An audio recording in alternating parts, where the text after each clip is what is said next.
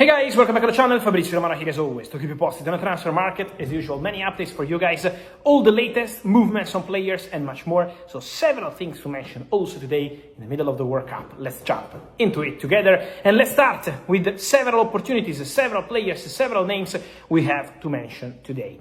I want to start from one of the exclusive stories of the recent weeks. And that story is the one about Sandro Tonali. Because this week, out of nowhere, there were zero links about this. I told you, Tottenham entered the race strong to sign Sandro Tonali, and Sandro Tonali is open to joining Tottenham. Now, the news has been reported everywhere after what we broke also here on the channel. And the news has also been reported sometimes as someone said, Tottenham are being used by those involved in this deal to wake up other clubs. My understanding is that this is not the case. Tottenham are real contenders for Sandro Tonali.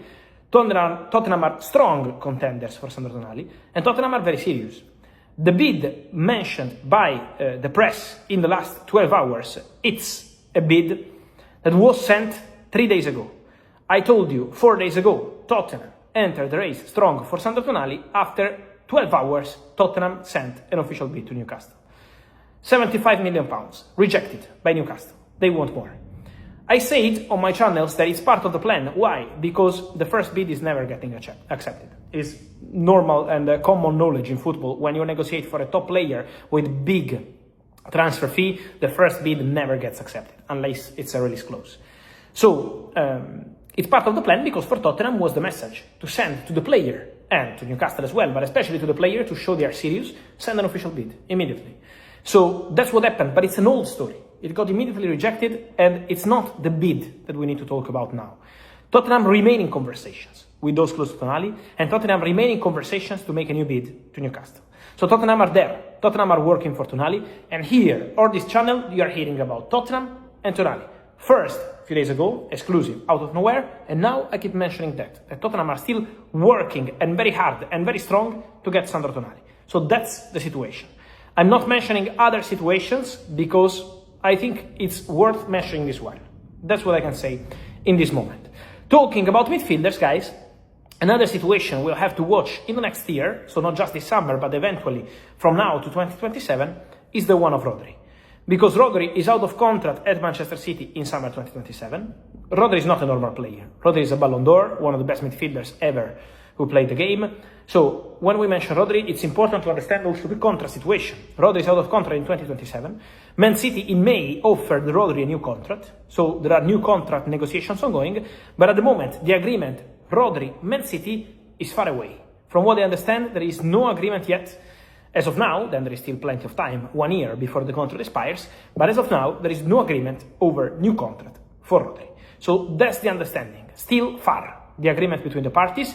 And for sure, financially and also in terms of personal decision, this could be an important point to understand that future of Rodri, again, is not guaranteed that it's going to be this summer. Could be Rodri staying at Manchester City 1 more season and then eventually leave in 2027 for €0. So that's a possibility that we have to see. Then, I'm talking about now, mid-June, end of June. Then again, if Rodri ends up staying at Manchester City, they have plenty of time to negotiate. Then, another important story. I wanted to talk about this. Yan Diomande, the player, is doing great at the World Cup. First game, fantastic. Second game, also well against Germany. But this boy, in general, is one of the most appreciated around Europe. Liverpool had the bid rejected, €100 million, 90 plus 10. But Liverpool will bid again for Yan Diomande. There is no doubt. I already told you, and I can confirm. Liverpool will be back to the table of negotiations. Liverpool are pushing on player side. So what I can tell you also behind the scenes is that Liverpool are trying their best also in terms of financial proposal and project to get the player on their side 100%. Why? Because Red Bull Leipzig keep insisting. They want to keep Yan Diomande. They want to continue with Yan Diomande. They believe that keeping Yan Diomande is a smart decision. Give him a big salary, a new contract, a release clause, and next summer, 2027, he can decide whatever he wants after playing Champions League football in Leipzig. But game after game, day after day, it's always even more difficult to keep Yan Diomande at the club. Why? Because now there are several clubs interested, Paris Saint-Germain and now Liverpool very aggressive, and also because Liverpool will bid more than €100 million. It's going to be a big proposal coming from Liverpool in order to try change the situation. So Liverpool are working on player side in terms of contract proposal, salary and project, and on club side with Red Bull Leipzig, working hard to get this deal done for Yan Diomande. So that's going to be a big story to follow because Liverpool are absolutely there.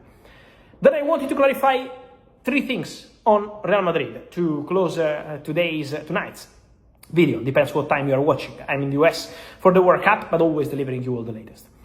The first one, Nico Schlotterbeck, he has a release clause, valid this summer. He signed a new contract at Borussia Dortmund with a release clause, but now he suffered a ligament injury, so they will assess with the German national team. Julian Nagelsmann said it doesn't look good, so there is a possibility his World Cup is already over. Obviously, if there is this kind of injury, it could be difficult for Nico Schlotterbeck to move this summer. Eventually, he could move in 2027, but to move this summer, if the injury is confirmed, could be complicated for any club interested. So that's important to clarify on Schlotterbeck, as we received many questions about him over the recent days.